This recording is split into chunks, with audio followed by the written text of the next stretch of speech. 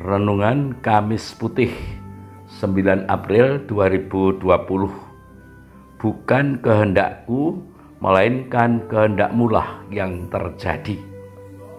Saudara-saudariku yang terkasih, hari ini kita memasuki hari Kamis Putih, awal dari Trihari Suci. Kita akan diajak untuk ambil bagian dalam peristiwa besar yang dialami dan dilaksanakan Yesus. Dari perjamuan terakhir dilanjutkan doa di Taman Getsemani. Setelah itu Yesus ditangkap, atau lebih baik dikatakan Yesus menyerahkan diri, diadili dan dijatuhi hukuman mati dengan salib, wafat, dimakamkan, dan dimahkotai dengan kebangkitan. Kunci dari semua yang terjadi itu ada pada hari Kamis Putih hari ini. Mengapa disebut Kamis Putih? Saya juga tidak tahu. Atau yang jelas belum pernah ada yang memberitahu kepada saya. Dan baru hari ini pula saya bertanya seperti itu. Dan sampai sekarang pun belum pernah ada yang bertanya kepada saya. Andai kata ada yang bertanya, saya pasti kecipuhan. Piye jawabe? Maka dari itu saya mencoba ngento-ento dan nebak-nebak, dan ini hanya pikiran atau renungan pribadi saya. Dipakai monggo, tidak ya monggo. Saya merenungkan begini, bahwa putih saya artikan putihnya hati seorang hamba, yaitu Yesus, yang melayani murid-muridnya dalam pembasuhan kaki, dan putihnya hati seorang utusan, yaitu Yesus, yang dengan mantap memilih mengikuti kehendak sang pengutusnya di dalam temaramnya Getsemani. Dan itu semua dikehendaki olehnya untuk dihayati dan dilaksanakan oleh murid-muridnya, termasuk kita. Seperti dua sabda Yesus. Yang pertama, mengertikah kamu apa yang telah kuperbuat bagimu? Kamu menyebut aku guru dan Tuhan, dan benarlah katamu itu, karena memang itulah aku. Jadi jika aku Tuhan dan guru membasuh kakimu, haruslah kamu pun saling membasuh kaki. Sebab aku telah memberikan kamu teladan, supaya kamu pun berbuat demikian, seperti telah kuperbuat padamu. Yang kedua terucap dalam doa Yesus di Taman Getsemani, ya Aba, ya Bapa, tidak ada yang mustahil bagimu. Ambillah cawan ini daripadaku, tetapi janganlah apa yang aku kehendaki, melainkan apa yang engkau kehendaki. Memang ada dua peristiwa besar. Yang pertama terjadi saat perjamuan terakhir, yaitu perjamuan malam yang di dalamnya ada pembasuhan kaki para rasul. Dan yang kedua, doa Yesus di Taman Getsemani. Dalam perjamuan ini tidak ada tim pelayanan ibu rumah tangga yang biasanya mengatur perjamuan. Petrus dan Yohanes hanya disuruh menyiapkan perjamuan di suatu tempat yang ditunjuk oleh Yesus melalui seseorang yang akan dijumpai mereka berdua di suatu tempat. Kini mulailah perjamuan itu. Tradisi orang Yahudi kalau makan bersama biasanya disampaikan ayat-ayat suci untuk direnungkan. Dan pada kesempatan ini Yesus juga berbuat begitu. Memberi pengajaran dan bahkan mengatakan bahwa akan ada yang menyerahkan dia dan ada yang menyangkal dia di pengadilan nanti. Dalam situasi seperti itu, para murid bertanya-tanya, siapakah itu? Bahkan masing-masing menyatakan, bukan aku ya Tuhan, termasuk Yudas Iskariot yang jelas-jelas telah menjual Yesus. Anehnya, di saat seperti itu, kok ya berani-beraninya para rasul itu bertengkar mempersoalkan siapa yang terbesar di antara mereka. Yesus tidak marah, tetapi memberi pengajaran yang kalau mereka sadari adalah sebagai pukulan telak dari Yesus untuk para rasul, yaitu Yesus bersabda, yang terbesar di antara kamu haruslah menjadi yang paling kecil, dan pemimpin harus sebagai pelayan. Cep kelakep, tidak ada yang berani omong lagi. Perjamuan berlanjut, dan di sini Yesus sungguh konsekuen dengan apa yang dikatakan kepada para rasul ketika mereka bertengkar tadi. Yang perlu menjadi catatan bagi kita bahwa perjamuan malam terakhir ini bukan perjamuan keputusasaan ataupun kesedihan, melainkan perjamuan yang penuh keakraban, perjamuan persaudaraan penuh makna. Perjamuan itu simbol penyerahan hidup Yesus yang total. Tubuh dan darahnya diberikan demi keselamatan murid-muridnya. Itulah Ekaristi Kudus, kenangan korban salib Kristus dan kebangkitannya. Kata-kata saat Yesus mengambil roti dan menunjukkannya kepada para rasul bisa kita lihat, kita dengar dalam lagu refren Kidung Tanggapan Sabda yang begini bunyinya.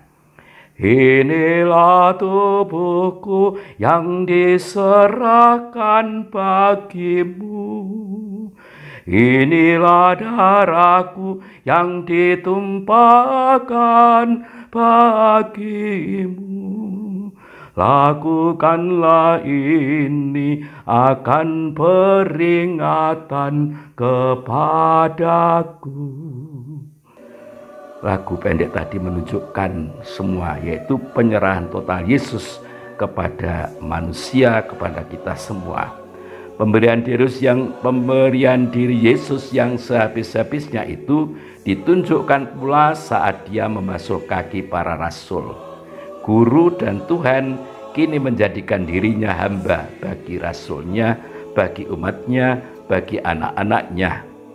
Untuk semua pengorbanan dan cinta Tuhan, kita diajak juga untuk memberi pelayanan yang sama, yaitu rela melayani dengan kasih dan cinta.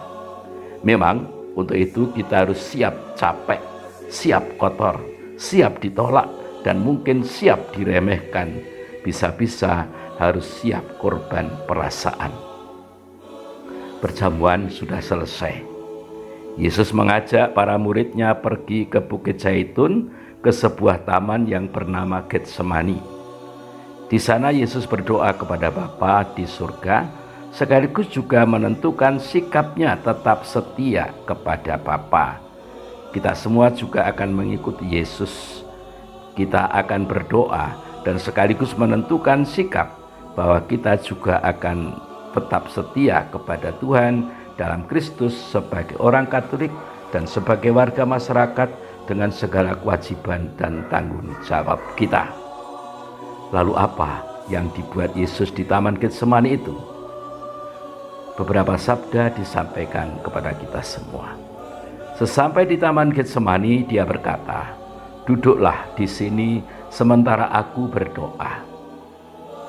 Yesus tahu bahwa tidak lama lagi akan menghadapi penderitaan.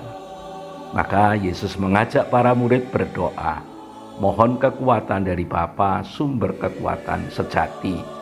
Marilah kita ikuti ajakan Yesus itu dengan berdoa.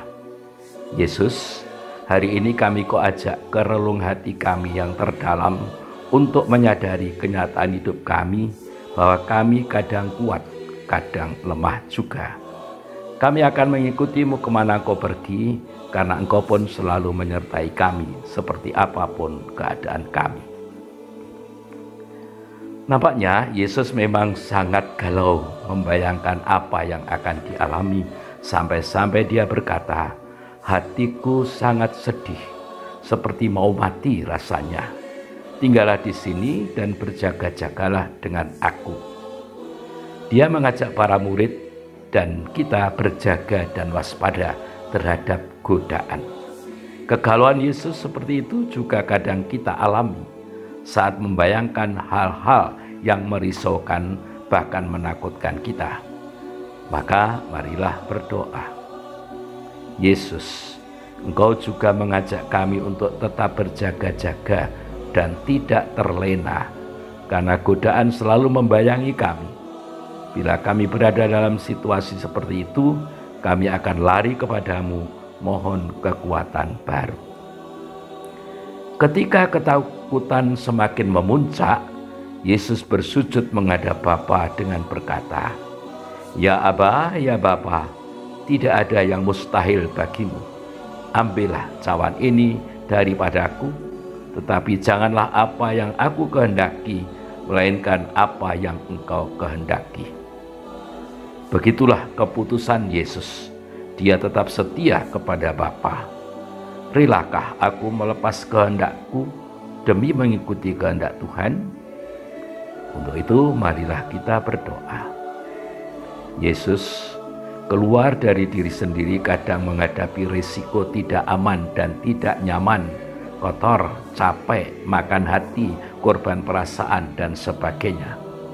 Itulah yang kadang kami singkiri, dan begitulah kecenderungan manusiawi kami. Ajarilah kami untuk berani menentukan sikap yang benar dalam menghadapi berbagai macam persoalan hidup, meskipun karenanya kami harus melepaskan kehendak kami sendiri. Seusai doa, Yesus kembali kepada para murid. Ternyata mereka tidur. Mungkin juga Yesus kecewa. Maka dia berkata, "Simon, sedang tidurkah engkau? Tidakkah engkau sanggup berjaga-jaga 1 jam? Hanya 1 jam." Tetapi begitulah yang terjadi. Dan Yesus membiarkan mereka dan tidak marah. Maka marilah kita berdoa. Yesus, kadang kami kecewa, jengkel, dan bahkan marah. Kesabaran kami pun kadang diuji. Kadang kami tidak tahan uji dan kami berbuat yang tidak semestinya. Apabila kami mampu saling ajarilah kami saling mampu saling memahami serta menerima satu sama lain dalam pergaulan kami sehari-hari. Mampukan kami untuk mengendalikan emosi serta berbuat sesuatu yang berguna bagi kebersamaan kami. Bangunkan kami bila kami terbuai oleh berbagai kenyamanan. Ingatkan kami akan tanggung jawab kami yang harus kami jalani. Kalau hanya berpegang pada kemanusiaannya, Yesus pasti sudah habis di tengah jalan. Atau mungkin mencari aman sendiri dengan menunjukkan kuasanya. Itulah godaan yang dialami Yesus. Namun Yesus tetap pada pendiriannya. Karena itu Yesus juga mengajak para murid untuk mewaspadai adanya berbagai macam godaan dengan berkata, "Berjaga-jagalah dan berdoalah supaya kamu jangan jatuh ke dalam pencobaan. Roh memang penurut, tetapi daging lemah." Karena itu marilah berdoa. Yesus, banyak penawaran yang menggiurkan serta berbagai kemudahan zaman ini. Ada yang terarah kepada kebaikan, namun ada pula yang menipu dan menghancurkan kami. Dengan terang rahmat-Mu, buatlah kami mampu mengambil keputusan yang tepat guna demi kebaikan hidup bersama. Yesus kembali lagi untuk berjumpa dengan Bapa dan mengulangi doa yang sama. Dari sana Yesus mendapatkan kemantapan untuk melangkah lebih lanjut. Karena itu ketika dia kembali ke tempat para murid, dia berkata, "Tidurlah sekarang dan istirahatlah. Cukuplah, saatnya sudah tiba. Lihat, Anak Manusia diserahkan ke tangan orang-orang berdosa." Yesus melangkah dengan pasti untuk menghadapi apa yang akan terjadi. Doa memang akan memantapkan seseorang untuk melangkah lebih lanjut. Karena itu marilah kita berdoa. Yesus, akhirnya Engkau terlepas dari jerat pribadi dan dengan bebas dan mantap menerima kehendak Bapa.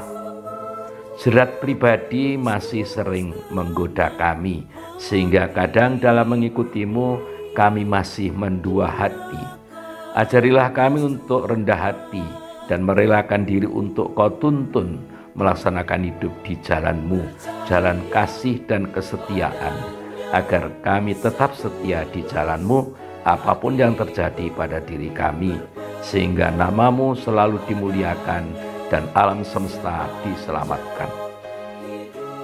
Selesailah sudah perjuangan Yesus menghadapi bukan siapa-siapa kecuali dirinya sendiri. Sebagai anak, ia sungguh belajar taat. Keraguan-raguan musnah, kekecewaan tidak ada lagi. Yang ada kini adalah kemantapan hati menghadapi apa yang akan terjadi, seperti ditunjukkan dalam kata-katanya kepada para muridnya ini. Bangunlah, marilah kita pergi. Dia yang menyerahkan aku sudah dekat. Yesus mengajak pergi bukan berarti melarikan diri, melainkan untuk menghadapi penderitaan demi keselamatan manusia. Kita dituntut untuk berani berkorban demi kebaikan bersama. Siapkah kita? Untuk itu marilah kita berdoa. Yesus, karena ketaatanmu pada Bapa dan kesetiaanmu pada misimu menyelamatkan manusia, Engkau tidak takut menghadapi penderitaan. Sering kami takut manakala kami menatap ke depan yang kadang suram dan tidak jelas. Bangunkan semangat baru bagi kami. Hidup kami Engkau yang memulai, dan selanjutnya sesudah kami laksanakan tugas kami, nantinya Engkau pula yang akan menyelesaikannya. Maka kami serahkan hidup dan karya kami kepadamu, agar kami setia mengikuti kehendak-Mu. Semoga iman kami selalu kami sertai dengan perbuatan kasih, karena hanya dengan demikian iman kami akan semakin hidup. Saudara-saudariku terkasih, mengakhiri renungan ini, marilah kita menghayati nasihat Yesus dalam Injil Lukas bab 17 ayat 10. Apabila kamu telah melakukan segala sesuatu yang ditugaskan kepadamu, hendaklah kamu berkata, kami adalah hamba-hamba yang tidak berguna. Kami hanya melakukan apa yang harus kami lakukan.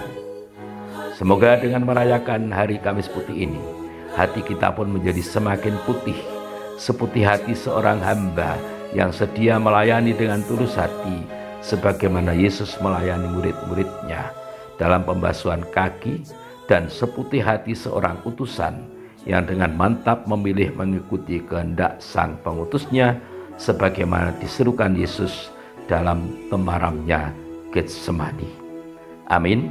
Berkah dalem Mbayat 9 April 2020, Yakobus Winarto, Romo Paroki Santa Maria Ratu, Mbayat.